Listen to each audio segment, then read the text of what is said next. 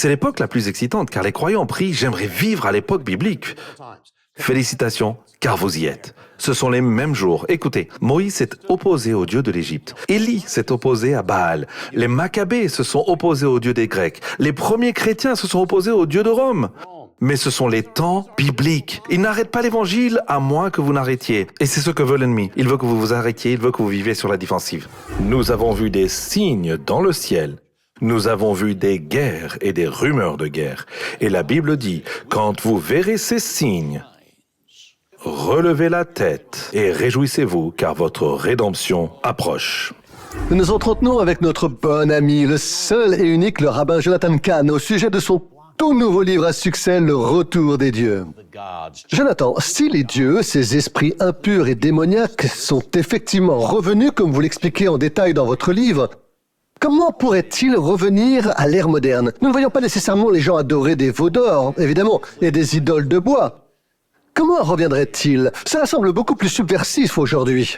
Ils reviennent à une civilisation qui a connu Dieu, une civilisation chrétienne. C'est donc tout à fait différent. Tout d'abord, ils ne peuvent pas revenir d'un seul coup. Ils ne peuvent pas revenir en disant « Hey, on va vous démolir ». Cela va revenir pas à pas. D'abord, une petite chose, une chose douce. Et ce qui va ouvrir la porte, c'est qu'une civilisation commence à se détourner de Dieu. Et vous pouvez voir le vrai marqueur, c'est au début des années 1960, vous commencez à voir le détournement, l'éloignement de Dieu, l'éloignement de la prière, c'est ce qui va ouvrir la porte. Et le fait que lorsqu'on regarde quels dieux vont revenir, ce sont les mêmes dieux ou les mêmes principautés qui étaient là quand Israël s'est détourné de Dieu. Parce que nous sommes dans ce schéma qu'ils vont revenir. Et avec Israël, il y a 3 dieux principaux parmi d'autres qui incarnaient tout. L'un d'entre eux, je l'appelle dans mon livre, Le Retour des dieux, s'appelle le possesseur. Et vous les appelez d'ailleurs la Trinité sombre. Oui, c'est une trinité, la Trinité noire, oui. Le premier s'appelle le possesseur, la deuxième s'appelle l'enchanteresse et le troisième s'appelle le destructeur. Donc ce sont les 3 principaux dieux qui sont revenus en tant que... Regardez, vous avez mentionné à juste titre, Jonathan, à partir des années 1960, c'est à ce moment-là que nous avons commencé à s'éloigner de Dieu au niveau national. La prière a été supprimée dans les écoles, la fameuse révolution sexuelle, vous en parlez dans votre livre. Oui. Eh bien, la première chose, c'est que vous ouvrez la porte. Et la porte, c'est se détourner de Dieu. Mais quand on ouvre la porte, la maison ne restera jamais vide. C'est ce que dit le texte. Et alors, que se passe-t-il? Le premier s'appelle le possesseur. En hébreu, son nom était Baal ou Baal, ce qui signifie le possesseur ou le seigneur ou le maître ou le propriétaire. Et ce qu'il a fait, ou cette principauté, c'est qu'il était le dieu de substitution alternatif. Il était le dieu de détournement de Dieu. Je vais être votre nouveau Dieu. Je vais vous rendre prospère. Et c'est lui, ou cette principauté, qui a chassé Dieu de la place publique, du palais, de l'éducation des enfants. Que voyez-vous donc en Amérique? Vous voyez un esprit qui commence à chasser Dieu. Pas à pas. Et cela a commencé modestement. Les gens ont dit, d'accord, on élimine la prière. Mais regardez où cela a abouti. Parce qu'une fois de plus, vous videz la maison. Et si vous videz la maison, quelque chose d'autre va entrer. Donc ce qui entre, c'est cet esprit de Baal. Oui. C'était la principale divinité païenne qui était la plus répandue dans les temps anciens, Baal.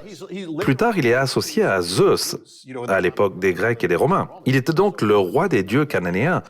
C'est le premier, c'était le premier esprit qui rentre. Et ensuite, il emmène ses amis. Dans la Bible, il est dit, il a fait en sorte qu'Israël oublie Dieu. Ce qui se passe, c'est qu'il y a un esprit qui a fait que l'Amérique a oublié Dieu, qu'elle a oublié qu'elle a connu Dieu. Et si vous saviez à l'époque, dans les années 60, si les gens savaient où cela allait finir, ce qui se passe, c'est que ce sont des dieux païens ou des esprits païens. Et s'ils arrivent dans une nation chrétienne, leur mission est de transformer une nation dite chrétienne en une nation païenne. La paganisation, c'est ce que nous observons depuis un demi-siècle.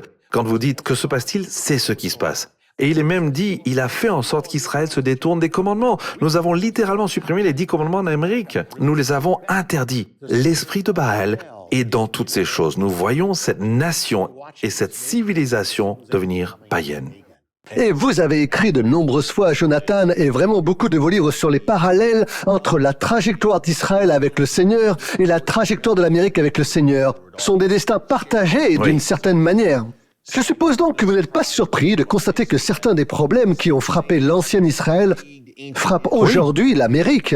Oui, et dans le Harbinger et dans les autres livres, on parle des signes qui se produisent. Ici, il s'agit des esprits réels qui sont là. Et ils sont en Amérique maintenant. Et cela va en fait très loin parce que le processus de Baal qui prend possession d'une culture est très profond. Parce que, par exemple, dans le monde païen, il y avait beaucoup de dieux. Il n'y avait pas qu'un seul Dieu unique. Il n'y avait pas qu'une seule vérité. Il y avait plusieurs. Vous pouvez créer votre propre vérité. Vous pouvez créer votre idole. Et je crée ma propre réalité. Et c'est ce que nous observons quand les gens disent votre vérité. Ma vérité, c'est quand les gens disent je suis un arbre, vous devez l'accepter.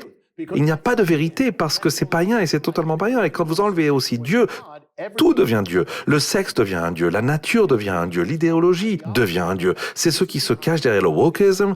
C'est derrière, et je n'en parlerai pas parce que nous n'aurons pas le temps, mais un ancien mystère est lié à notre addiction aux ordinateurs. Les ordinateurs sont liés à cela, la réalité virtuelle, le nouvel âge. Tout cela est lié à Baal et la paganisation de l'Amérique. Dans les années 1960, la porte était vraiment ouverte, Jonathan. Est-ce que Baal, le signe du possesseur, le signe physique, s'est-il manifesté en Amérique? Oui, tout près d'ici. Tout près d'ici. Et nous sommes à New York, hein, un petit rappel. Oui. L'un des signes de Baal était en fait un taureau de bronze, partout, et même partout en Israël. C'était un signe, et c'était lié à... Vous savez, ils allaient à Baal en disant « Aide-nous à être prospères, aide-nous avec nos champs ». Eh bien, ce qui s'est passé, c'est que dans les années 1980, un signe est apparu juste à côté d'ici. C'était un énorme taureau de bronze. Le signe de Baal est le signe dans la Bible d'une nation qui a connu Dieu et qui s'est détournée de Dieu et qui est maintenant soumise à Baal. Et c'est juste à côté de Wall Street, dans le quartier financier, qui est synonyme de prospérité. Nous appelons cela un marché haussier. C'est un marché Baal. Et donc, en fait, on ne va pas parler de cela parce que nous n'aurons pas le temps. Mais même une partie du temple de Baal a été recréée et érigée juste à côté de là où nous sommes à New York City et à Washington. Les taureaux et les Baals. Je veux vous garantir que vous n'entendrez cela nulle part ailleurs. Le livre s'appelle Le Retour des Dieux. Il est actuellement disponible en anglais seulement. Mais pour vous, téléspectateurs de la TBNFR, nous vous proposons un résumé ici avec notre ami Jonathan Cahn, ici présent sur ce plateau. Et maintenant, nous parlons de la Trinité sombre, le possesseur, Baal, numéro 1. Oui. Lui est le deuxième membre de ce trio infernal, l'enchanteresse. Oui. Parlez-nous d'elle. Oui, en fait, dans la mythologie cananéenne, elle est connue comme la femme ou l'amante de Baal. Mais elle apparaît partout, elle apparaît dans la Bible. Elle s'appelle Asharé ou Ashtorath. Vous voyez, Baal et Ashtorah. Et dans cet ordre, les poteaux d'Asherah. Ils étaient adorés. Oui, il y a d'abord Baal, puis vient Ashtara. Et qui était-elle? Eh bien, elle est aussi connue sous le nom d'Ishtar. Elle est aussi connue sous le nom de, quand elle est allée en Grèce, elle est devenue Aphrodite, elle est devenue Vénus. C'était une chose très sombre. Elle était la déesse de l'immoralité sexuelle, de la sexualité, du divorce. Elle était en fait connue comme la grande prostituée, la déesse de prostitution. Ainsi, lorsqu'elle entre dans une culture, que se passe-t-il? Eh bien, on peut s'attendre à ce que lorsque Baal entre dans une culture, les gens se détournent d'abord de Dieu, puis on peut s'attendre à ce qu'il se passe quelque chose au niveau de la sexualité et qu'il y ait une révolution. Et c'est exactement ce qui se passe à partir des années 60. La révolution sexuelle commence. Voici le pouvoir, c'est la principauté qui cherchera à posséder une nation en transformant les valeurs sexuelles chrétiennes, les valeurs du mariage, en valeurs sexuelles païennes. C'est exactement ce à quoi nous assistons depuis lors. Cela commence donc à prendre le contrôle de notre culture. C'est la deuxième partie, et cela est profond.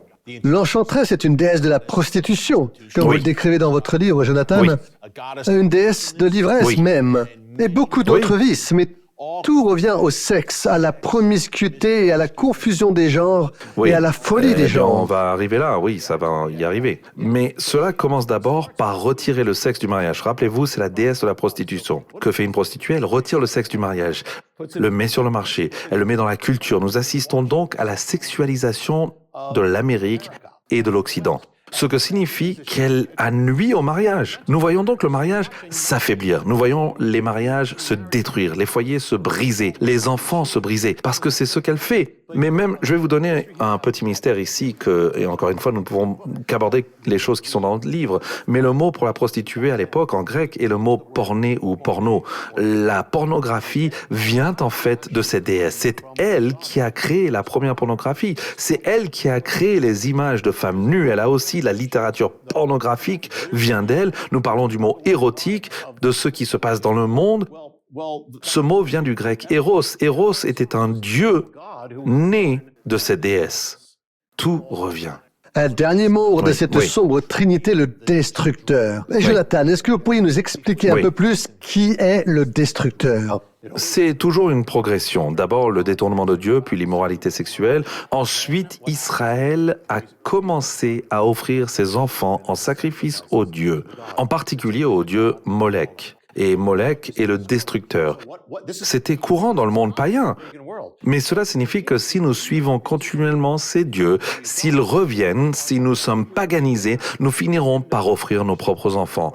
Et comme une horloge, cela se produit. Nous légalisons l'avortement, nous avons tué 60 millions d'enfants et nous n'aurons pas le temps d'entrer dans le mystère. Mais même lorsque vous regardez, et j'en parle dans le livre, que les anciennes façons d'offrir les enfants à Molech sont en fait reproduites en ce moment même sans que les gens s'en rendent compte. C'est incroyable et les gens doivent savoir, Jonathan, ce qui s'est passé dans les temps anciens et pendant les temps bibliques. Oui. Molech, cette idole, les gens sacrifiaient littéralement leurs enfants. Oui. La Bible appelle cela passer par le feu. Oui. Et vous le détaillez. Oui. Oui, c'est la même chose que pour les prêtres. Nous avons notre propre forme de prêtre. De la même manière, en fait, plus d'enfants pauvres, essentiellement des minorités, ont été tués à cause de ce Dieu. Et cela se passe de la même manière ici. C'est comme une horloge. Et vous pourriez dire, comment ont-ils pu faire cela? Nous le faisons. Nous suivons l'exemple. Et c'est ce que font ces dieux. C'est ce que le monde païen a fait. Et c'est ce que nous faisons. 60 millions. Oui. 60 millions ici aux États-Unis. Et les dieux sont dangereux. Permettez-moi d'ajouter ceci. Souvenez-vous de cela. Gardez-le dans votre esprit. Ils ont été chassés par l'Évangile. Ils ont été chassés par les chrétiens. Alors quand ils reviennent, ils ont une vendetta. Ils s'en prennent aux chrétiens. Ils s'en prennent aux conservateurs parce qu'ils essayent d'empêcher cette chose de se produire, mais ils s'en prennent surtout aux chrétiens. Ainsi, alors que l'Évangile les a repoussés, ils essayent de repousser les croyants. Comme l'Évangile les a marginalisés, ils essayent de marginaliser les croyants. Alors que la parole de Dieu les repousse, ils essayent de marginaliser les croyants, ils essayent d'annuler la parole de Dieu et d'écarter de la culture, de l'écarter. Et donc, il est dangereux parce qu'il se focalise sur nous. Il y a une focalisation, c'est pourquoi la liberté religieuse est menacée, c'est pourquoi toutes ces choses se produisent. C'est le deuxième round. Nous sommes l'obstacle. Oui, exactement. Les disciples de Jésus sont le principal obstacle à la réalisation des plans de ces dieux. Oui, exactement. Nous avons une cible dans le dos. C'est exact. Et pourtant, nous devons être vainqueurs, nous devons être conquérants. Et donc, en Dieu, et c'est une autre raison pour laquelle je savais que je devais écrire le retour des dieux maintenant, pour que les croyants puissent le savoir et puissent se réveiller et aussi s'élever. Quelle est la finalité de ces dieux, de ces entités démoniaques? Quel est leur plan ultime? Tout genou fléchira, mais pas devant eux. Que s'est-il passé? Voici ce qui s'est passé. Lorsque les dieux sont entrés dans la culture, cela s'est fait très subtilement. Quand ils sont arrivés en Amérique, c'est la même chose. Quand ils sont arrivés en Amérique, c'était « Hey, ouvrez vos esprits, soyez ouverts, que chacun fasse ce qu'il veut ». Écoutez, c'était juste pour ouvrir la porte à l'arrivée de ces nouvelles choses. Une fois qu'ils sont en place, une fois qu'ils sont au pouvoir, alors, au lieu de faire ce que vous voulez, c'est faites ce que l'on veut et fléchissez le genou. Et si vous ne confessez pas, si vous ne célébrez pas avec nous, nous allons vous annuler. Remarquez que l'on est passé de la tolérance à l'annulation. Il n'y a pas de hasard. La Bible dit « Malheur à ceux qui appellent le mal bien et le bien mal ». C'est du péché, c'est de dire que le péché est acceptable. La deuxième partie consiste à qualifier de mauvais Dieu, l'Évangile et les croyants.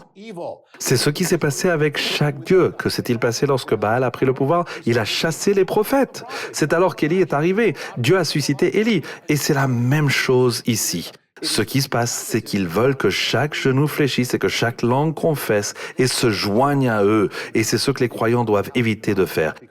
Car vous savez quoi? Lorsque les croyants étaient persécutés par Rome, à l'époque, tout ce qu'ils avaient à faire était d'offrir de l'encens à l'empereur et d'adorer un Dieu. Tout ce qu'ils avaient à faire, c'était de le confesser. Ils ont dit non, nous allons rester fidèles à Dieu. Quoi qu'il arrive, nous devons être pareils.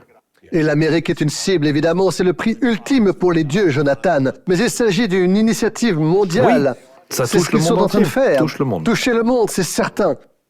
Qu'est-ce que cela nous apprend sur l'époque? Oui. Les signes de temps? Où en sommes-nous sur l'horloge prophétique pour que ces esprits démoniaques reviennent de façon si importante? C'est incroyable que vous disiez cela, parce que cela comble le fossé entre ce que l'on lit dans la Bible à propos de l'antiprophétie. Les hommes seront des amoureux de leur propre personne, ils haïront le bien, ils persécuteront les chrétiens. Cela prépare le terrain. Nous élevons une génération sous l'influence et nous élevons une génération qui sera ennemie de Dieu. Et c'est ce que nous faisons.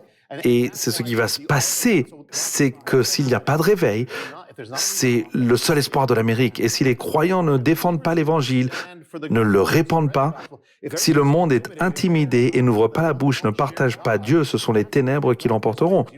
Quand la lumière s'éteint, les ténèbres entrent. Et le problème, c'est que cela conduit à la persécution. Mais là encore, la Bible en parle. Et voici le problème. Y a-t-il de l'espoir? Vous le savez bien, tous les livres que j'écris finissent avec l'espoir. Et quel est cet espoir? Et le fait est que, écoutez, vous pouvez le prendre d'une autre manière. C'est l'époque la plus excitante, parce que les croyants prient, j'aimerais vivre à l'époque biblique. Félicitations, car vous y êtes. Ce sont les mêmes jours.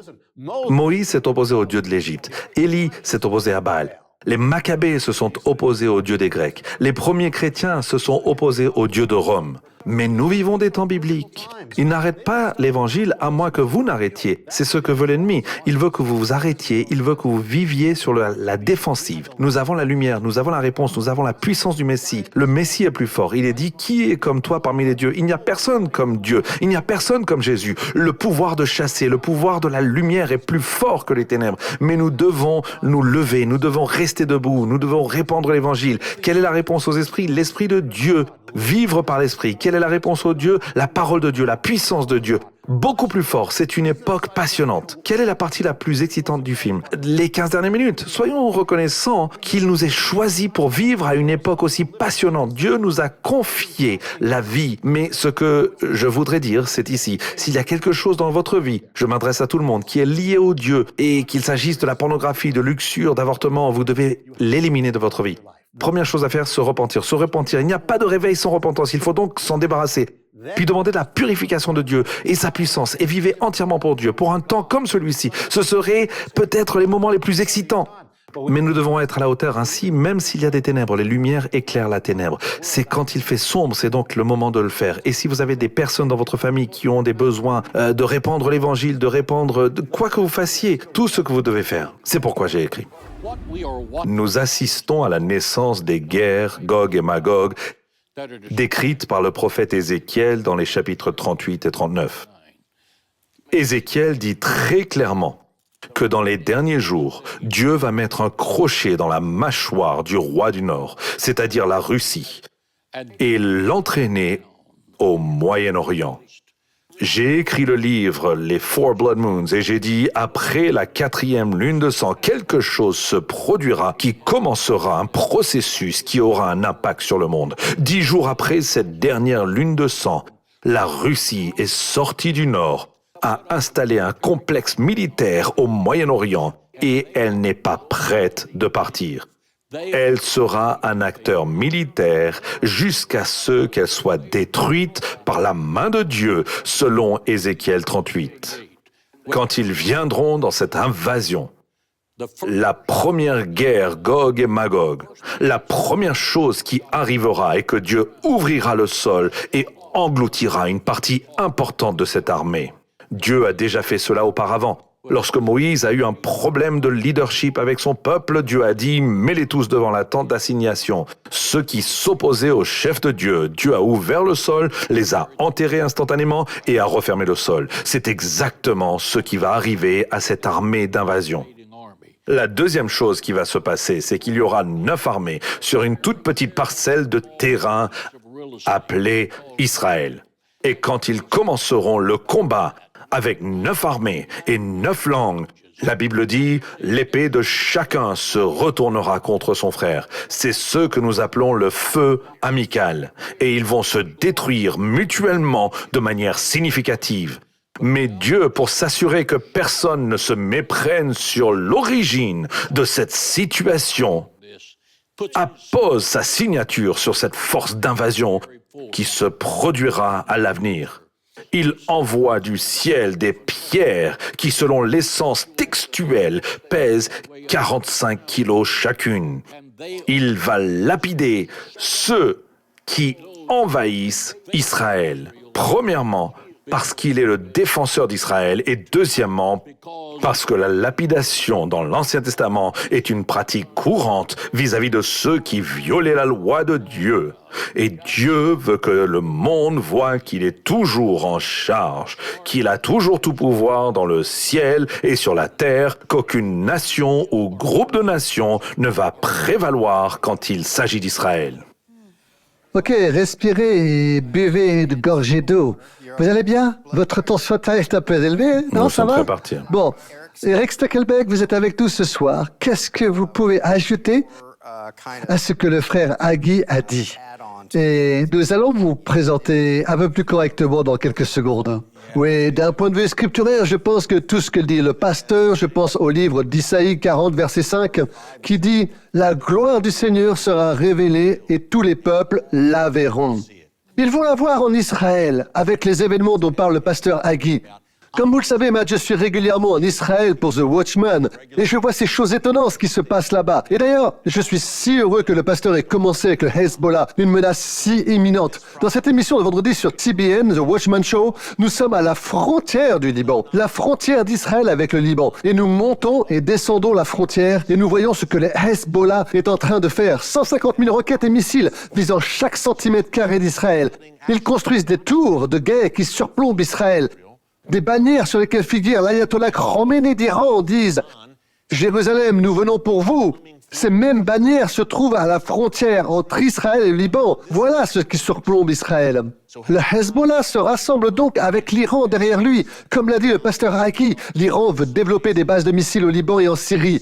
Il se rapproche du plateau du Golan, le plateau du Golan d'Israël. Ce qu'ils veulent faire, en fin de compte, c'est encercler Israël. Qu'il s'agisse du Hamas, du Hezbollah ou de l'Iran, et le serrer comme un étau de tous les côtés. Et je me permets de rappeler à tout le monde qu'Israël a la taille de l'État du New Jersey. C'est dire à quel point Israël est minuscule. Pourtant, il est bien plus fort que l'on pourrait l'imaginer. Mais l'objectif de l'Iran est d'encercler Israël de tous les côtés en premier lieu.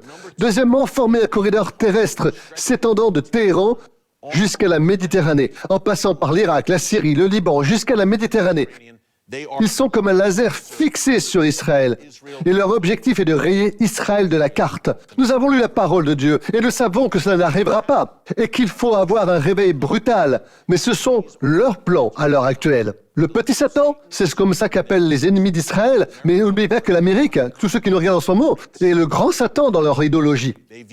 Ils nous considèrent comme la cible et le prix ultime. Ok, jusqu'à présent, cette émission a toujours été un peu un tuyau d'arrosage. Vous nous avez donné beaucoup de matière à réflexion, mais j'aimerais revenir un instant en arrière. Tout d'abord, bienvenue dans le programme Praise. Nous sommes à Dallas. Ce décor n'est pas très familier. Et tout le monde, au fait, vous pouvez saluer vos mères, vos tantes et vos oncles. Faites un petit signe, le public. Allez-y, saluez tout le monde à votre tour. Souriez, souriez. Même que vous ayez des dents ou non, souriez. Mignon. Mais ce que je veux faire, c'est juste une observation avec un plan à 4 ici, avec le pasteur Hagui. Je crois que vous devez réaliser quelque chose, pasteur Hagui, c'est que cela fait peut-être 40 années que les Crouch et les Hagui font de la télévision ensemble, dans les studios de la TBN. Oui, bien sûr. La première fois que vous êtes arrivé, vous aviez les cheveux noirs. Les tiens étaient bruns. Et les miens étaient peut-être bruns, donc nos cheveux sont un peu plus clairs, voilà. Les vôtres, vous avez de très très beaux cheveux d'ailleurs. Hein? Je vais vous sachiez et beaucoup d'autres choses, d'accord? Merci. Et vous savez, vous me rappelez aussi mon père qui avait tous les cheveux qu'il avait à la naissance. Vous semblez avoir tous les cheveux que vous aviez à la naissance, voilà. Vous l'avez mentionné, nous faisons pas la même chose. Oui. Nous parlons de Jésus, nous parlons de son amour, nous parlons de son intention pour toute l'humanité. Et nous parlons de Jérusalem, Israël, comme centre de notre royaume, du royaume de Dieu. Et notre amour pour Israël, notre soutien à Israël, Laurie et moi Partons demain pour Israël et nous y serons. Je n'y avais pas pensé. Et si vous écriviez un livre intitulé « La prophétie biblique pour les nuls », si c'était le titre de votre prochain livre, quel en serait le premier paragraphe? Pourquoi devons-nous nous préoccuper de ces choses? Je l'appellerai Israël, la porte de la bénédiction. La Bible dit très clairement qu'Israël est la seule nation créée par l'acte souverain de Dieu. Aucune autre nation ne peut prétendre à cela. Dans Genèse 1:1, au commencement, Dieu créa les cieux et la terre. Dieu était propriétaire de la terre. En tant que propriétaire de la terre, il avait le droit d'en faire ce qu'il voulait. Après l'échec dans le jardin d'Éden, après l'échec suite à Noé, à l'arche et à sa génération, il a trouvé un homme du nom d'Abraham et a créé une nation spéciale. Il a dit « parce qu'il enseignera à ses enfants la voie de l'Éternel ». C'est une phrase très puissante pour toute nation qui souhaite survivre. Enseigner à ses enfants la voie de l'Éternel. Abraham, Isaac et Jacob formèrent une famille d'où sortirent les prophètes de l'Ancien Testament, les rois, Jésus-Christ, le Fils de Dieu, les 12 disciples et Jean, le révélateur. Toutes ces choses se sont produites. Pourquoi les chrétiens doivent-ils soutenir Israël? Parce que Dieu a conclu une alliance avec tous les habitants de la terre. Genèse chapitre 12, verset 3. « Je bénirai ceux qui te béniront et je maudirai ceux qui te maudiront. » J'ai 3 diplômes universitaires. L'un d'entre eux met l'accent sur l'histoire. L'histoire du monde peut être résumée en une seule phrase. Chaque nation qui a béni Israël, Dieu l'a béni. Chaque nation qui a combattu Israël, Dieu l'a rayé de la surface de la terre. Où sont les Égyptiens? Ils ont disparu. Les Babyloniens, ils ont disparu. Les Perses, ils ont disparu. Les Romains, disparus. L'Empire ottoman, disparu. Les nazis qui ont suivi Adolf Hitler, enterrés dans le cimetière de l'histoire de l'humanité. Où est Israël? Elle est vivante et en bonne santé. Elle prospère et elle réussit. Magnifique. Contre toute attente d'ailleurs, contre vents et marées, survivre et prospérer. L'essence biblique de la prophétie concernant la fin des temps a commencé lorsqu'Israël a été réincarné en 1948. L'horloge prophétique ne tourne pas tant que le peuple juif n'est pas dans la terre d'Israël. Ils avaient quitté le pays depuis près de 2000 ans et de 66 nations, parlant 66 langues. Ils sont arrivés dans l'État d'Israël qui est rené en un jour, selon Ésaïe chapitre 66. Ils ont mêlé leur vie et leur famille après la perte de l'Holocauste pour créer Israël en mai 1948. À l'âge de 8 ans, j'écoutais la radio avec mon père, qui était pasteur et un bon connaisseur de la Bible. Nous écoutions la radio et il n'y avait pas de télévision à l'époque. Nous écoutions la radio et l'homme à la radio a dit « Aujourd'hui, les Nations Unies ont reconnu l'État d'Israël. » Mon père, qui n'était pas un homme émotif, a eu les larmes aux yeux et a dit « C'est l'événement prophétique le plus important qui se soit jamais produit dans nos vies depuis la naissance de Jésus-Christ. » Et j'ai demandé pourquoi. Il a dit parce que tous les prophètes de l'Ancien Testament ont dit que ce jour viendrait. Et c'est aujourd'hui que l'histoire a été changée et que l'horloge prophétique de Dieu a commencé à tourner. Il a dit la prochaine chose qui arrivera, c'est que Jérusalem reviendra à l'État d'Israël. Il a dit je ne vivrai peut-être pas assez longtemps pour le voir, mais il l'a vu. Il a dit, je ne vivrai peut-être pas pour voir cela, parce que cela s'est produit en 1967. Et il a dit ensuite, il y aura une période de trouble mondial, de guerre, de rumeurs de guerre, de conditions météorologiques bizarres. Et il a parcouru Matthieu chapitre 24, versets 1 à 15, de cette manière. Nous avons eu les 4 lunes de sang. Nous avons eu la tempête la plus horrible au Texas, l'ouragan Harvey, et celle qui a frappé la Floride, et l'éclipse de soleil qui a traversé les États-Unis d'Amérique. Nous avons vu des signes dans le ciel.